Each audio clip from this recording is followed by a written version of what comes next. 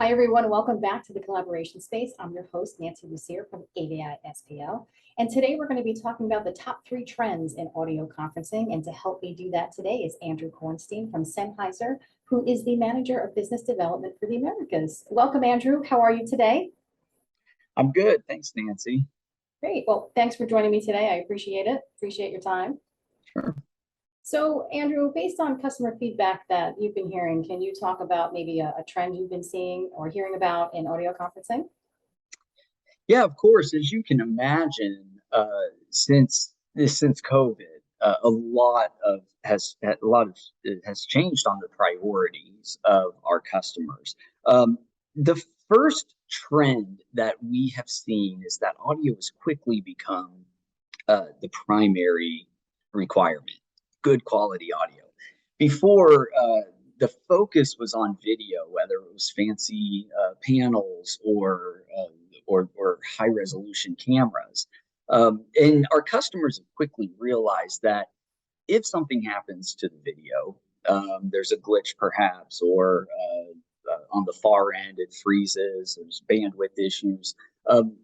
That's not really as much of a problem as a loss of audio, whether it's poor quality or a glitch in audio. So our customers have realized that is more of a loss of productivity on the audio side than if the video side glitches. So that's definitely something that we've kept in mind as we've helped our customers go through this COVID plan and hopefully get back to normal, even though audio conferencing is still a big priority. Yeah, we all want to look good on video and we hope that there's no glitches. But if there is a glitch, I can still follow the conversation and keep that productivity up as long as I can hear the audio, right? That's not a hard stop for me, right? If I can hear everything that's going on. Yeah, that's exactly right. That was quickly realized very shortly into the pandemic. Yeah. And also during the pandemic, it was pretty easy to hop onto a video conference. All we had to do was press a button no matter what platform we used. We didn't have extra hardware we had to deal with. So I think that ease of use is probably still coming into play. Is that another trend you've been hearing about? Yeah, that's absolutely right. It's fairly easy to use Zoom or Teams or another platform on a laptop at home. But going back into the conference room, we have got to have that same ease and that same seamless operation available as well. So every conference room needs a start meeting button in the same place, or a volume up and down button in the same place, but also trying to get uh, that the the room for error and minimize that. Uh, and that's where beamforming technology has really been quite popular for us and our customers. The beamforming technology works the same, whether you're sitting over at this chair or this chair.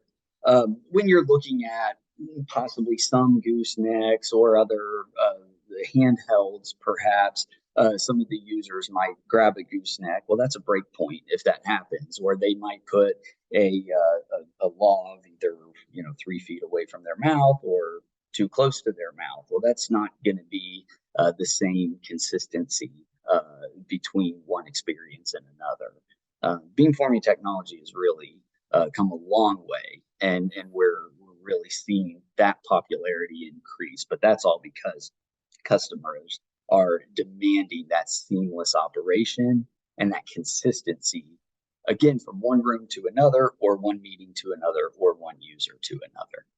And how about from one platform to another? What if I'm using Zoom? What if I'm using Microsoft Teams? How does that work? Yeah, so the big word we're hearing is interoperability, right? I'm Yeah, sure you hear we hear that that from too. your Yep, side. absolutely. Yeah, yeah, absolutely.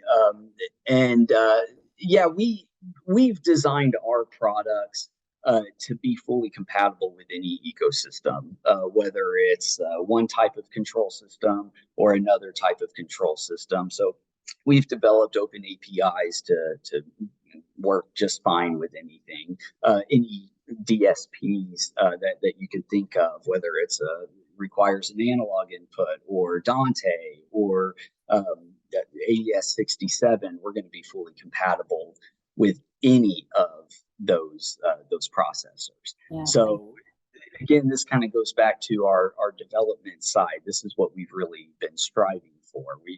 We have not been creating our own ecosystems, but we're trying to play nice with as many other third-party platforms as possible.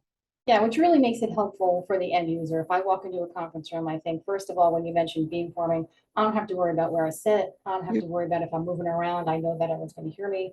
And I don't have to worry about what system I'm going to use. I know it's going to work no matter which one I pick. Yeah, that's exactly right. Wonderful. And I think a third trend, I think that's on top of mind for everyone, is kind of where the supply chain is right now. What have you been hearing as far as supply chain from your customers? So when we were talking about interoperability before, this actually goes into the supply chain issue. So some of our customers may not be able to get the same processors that they've always gotten.